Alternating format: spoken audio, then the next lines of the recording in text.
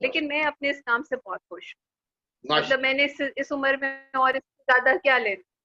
सही बात है, मतलब इतनी इज्जत मैंने देखी है जी।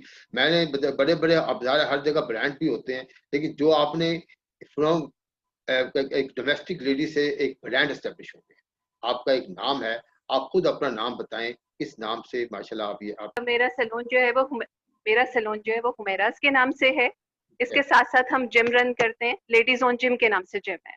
माशाल्लाह, तो माशाल्लाह। और अच्छा, जो जिम है मैडम, उसकी एक्टिविटी क्या है? एक्टिविटी है कि आप जिम। देखिए उसकी टाइमिंग्स हमने रखी हुई है, सुबह 9 से 11 तक है।